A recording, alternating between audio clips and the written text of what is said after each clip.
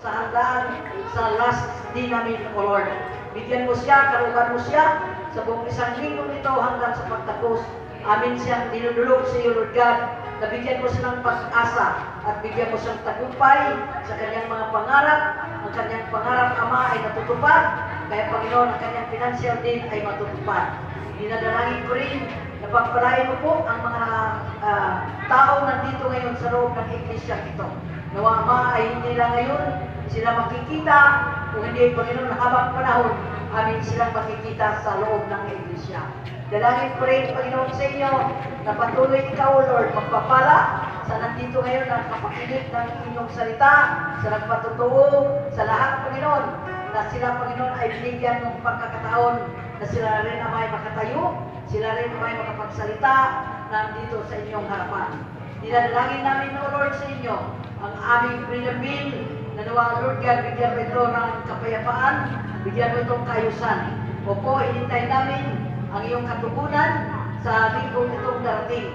Nawa, Ma, alam namin na riyan ikaw handa na tumugon sa amin, ano man ang nais ng aming puso, ay iyo itong tinutugon at binibigay sa amin.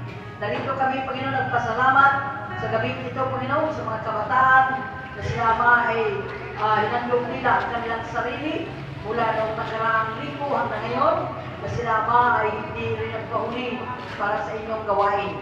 Maraming salamat kay Pastora Sunya, Panginoon, na siya, Panginoon, ay leader, siya, Panginoon, ang pastora. Salamat, Panginoon, na mayroon silang burden, concern, Panginoon, sa gawain dito. Maraming salamat sa inyo, sa iyong mga pagpapala sa bawat isa sa amin. Kami binabalik sa iyo ang kanyang pagpasalamat sa ngalan lamang magkakapitas ng aming Panginoon ngayon magkailanman. Amen.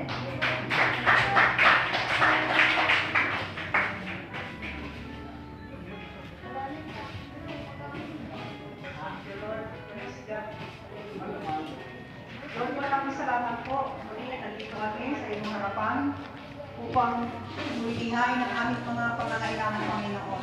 Lord, salamat po sa mga biyaya, sa wisdom, sa lahat po ng aming tinanggap sa araw na ito, Panginoon. Tunay po, Lord, na ikaw ay kumikilos para sa amin, Panginoon.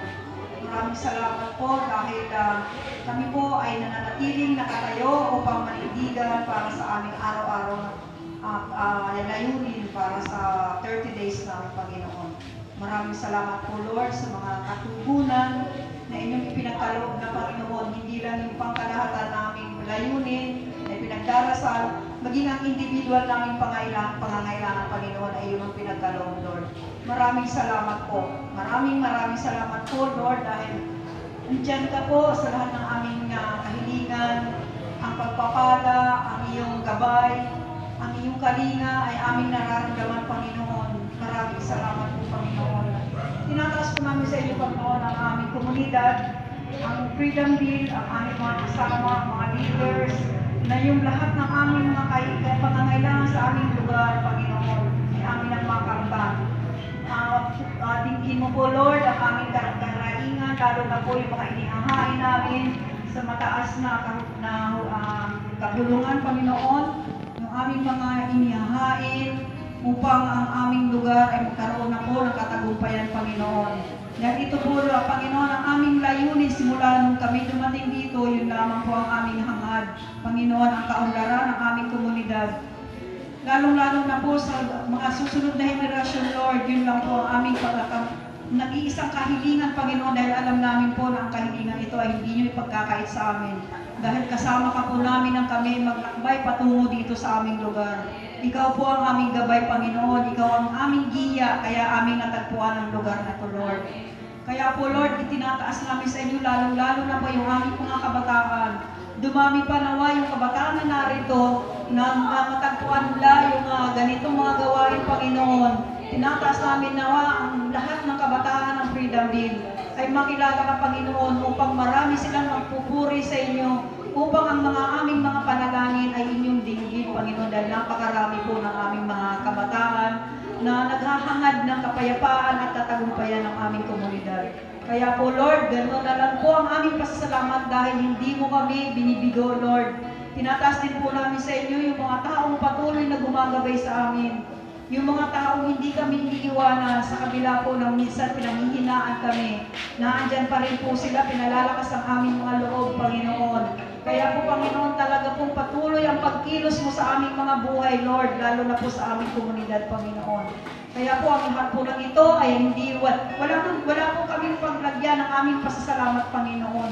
Kaya po mananatili kami nakatayo, maninindigan, ang aming pananampalataya ay lalo naming patatatagin, Panginoon, dahil hindi mo po kami iniwan, pinakaramdam mo ang iyong presensya sa aming mga buhay, Panginoon. Kaya po, Panginoon, maraming salamat. Kaya po ito'y binabalik namin sa iyo sa ngalan ng Ama, ng Anak at ng Espiritu Santo. Amen.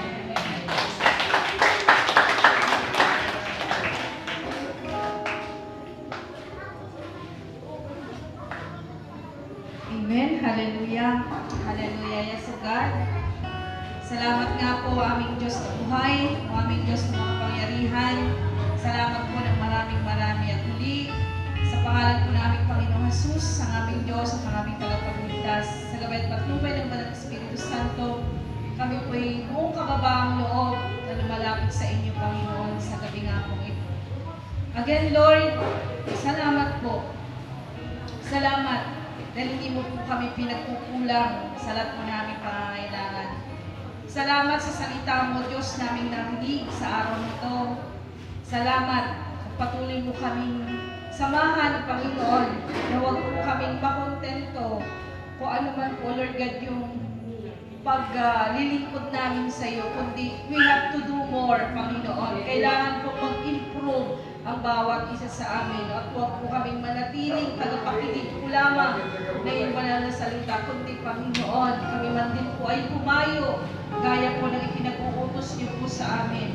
Upang, Lord God, gaya ng panalangin ni Ate Janet, na marami pang kabataan ang makakilala sa iyo. Paano sila makakakilala, O God, kung kami po, O Diyos, ay mananatiling bonsai at nakaupo lamang sa aming kinaupuan. Kaya tulungan mo kami dahil hindi po namin kaya na maglingkod sa iyo kung wala ang gabay at ang iyong patnubay. Panginoon, dama mo, nakikita mo ang kahinaan namin, ang aming salat na kaalaman patungkol sa iyo.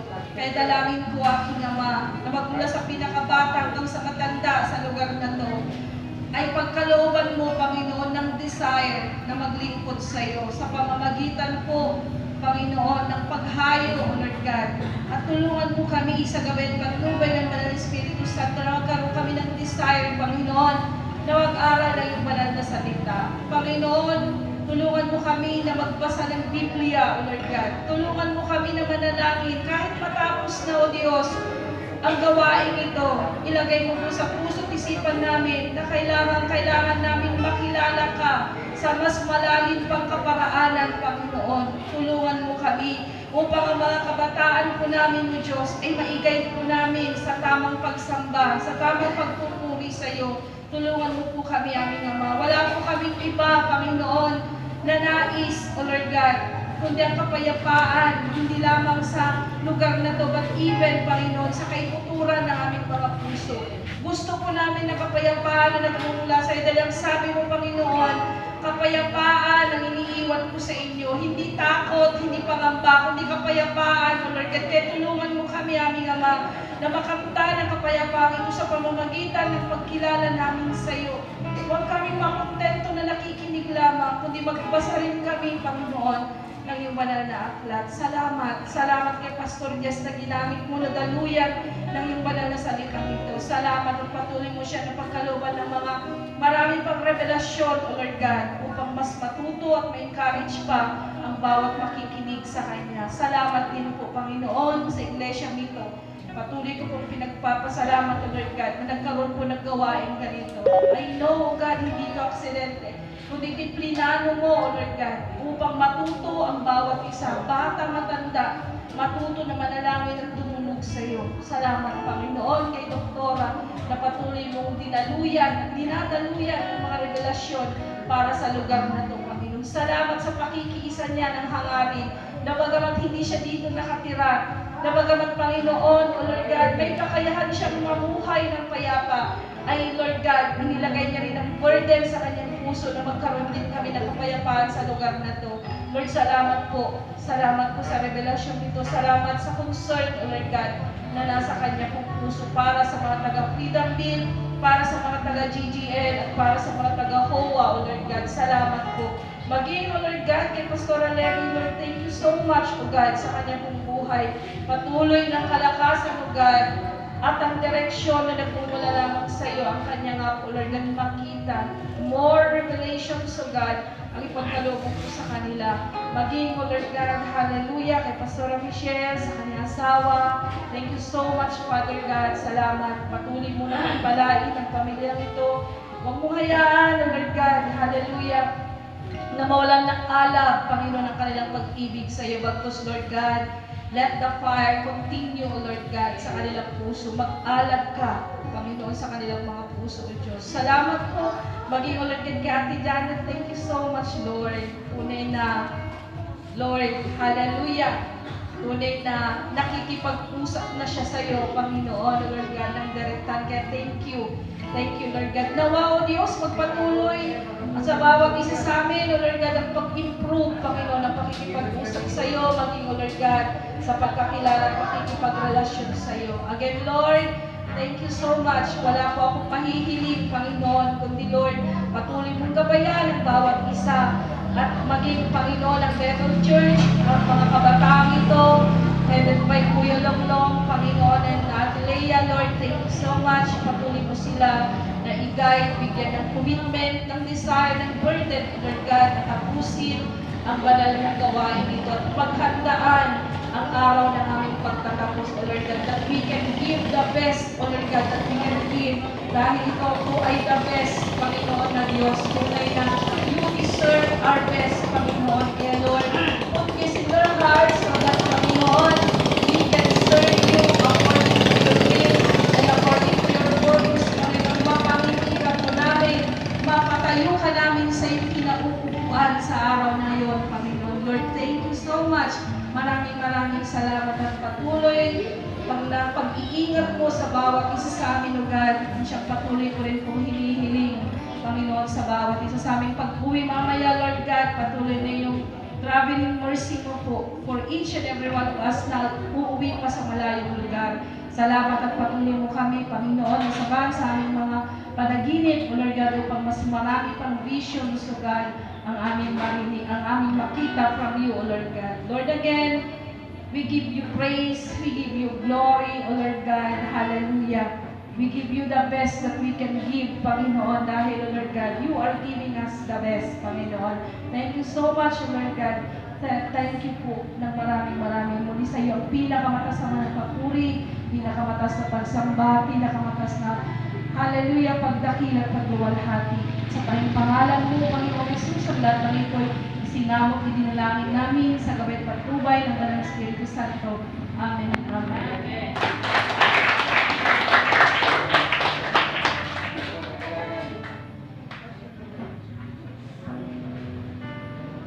Tayo po ay patuloy tayong manalangin. Dakilang Diyos na makapangyarihan sa lahat na may likha ng langit at ng lupa. Patuloy po kaming lumalapit sa inyo sa gabing ito. Dumudulog, sama-sama kami, Panginoon, sa oras nito, Panginoon. Pakinggan po ninyo, Panginoon, ang aming mga panalangin. Sinabi ninyo, Panginoon, ang panalangin ng taong matuwid ay iyong dinirig, Panginoon. So, salamat, Panginoon, sapagkat kami ay nagkatipon sa pananambahan ito. Salamat, Panginoon, sa pangunguna ni Doktora Atusan, Panginoon, ay ang church nito ay nabuild sa lugar nito upang ang inyong mga anak ay dito magkatipon at manalangin at sumamba sa tunay na Diyos na walang iba kundi ang ating Panginoon sa Diyos. Kami po ay nananalangin, pinapanalangin namin, Panginoon, ang aming bansa, ang aming Pangulo at pangalawang Pangulo at maging ang mga Congressman at ang Senado at ganoon din po, Panginoon, ang mga hukom at maging ang aming mga kapulisan at ang aming mga local government, Panginoon. Nawa, Panginoon, ay umiral sa aming bansa, Panginoon, ang pagkakaisa, pagtutulungan, upang na sa ganun ay matamasa namin, Panginoon, ang kasaganaan at kapayapaan sa aming bansa. Nawa, Panginoon, ang bawat isa na nanunungkulan, sila, Panginoon, ay nahalan sa pamamagitan, Panginoon, ng mga anak ninyo, Panginoon. Sila ay naluklok sa kanilang posisyon dahil po upang mapaglingkuran nila, Panginoon, ang kanilang mga mamamayan. So, tulungan niyo po sila, Panginoon, bigyan niyo sila, Panginoon, ng karunungan at katalinuhan, lakas, upang na sa ganun, Panginoon, ay magkaroon, Panginoon, ng mga batas na kung saan ay makikinabang ang bawat Pilipino. Hallelujah. Salamat po, Panginoon, at ganun po ang aming mga hukom ay kailangan nilang batas.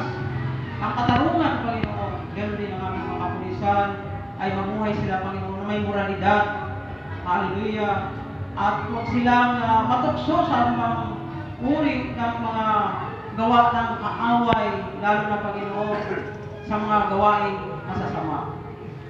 At ganun din po, Panginoon, sa lugar nito, Diyos, maging ang aming mga namumuno sa DGA, sa lugar nito, Panginoon, na kung saan ay binigyan niyo sila, Panginoon, ng pagpapala ng lupa, ng matitirhan, Panginoon, na kung saan, Panginoon, kung sila ay nagkakaisa, ay nakamit nila ang biyaya nito, Diyos, kung kaya't nagkaroon ng mga tahanan ang bawat benepisyaryo.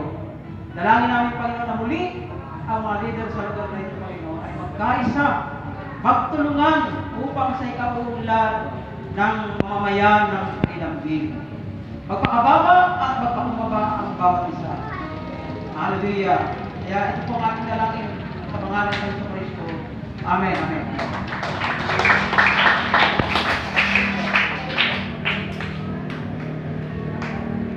Okay po.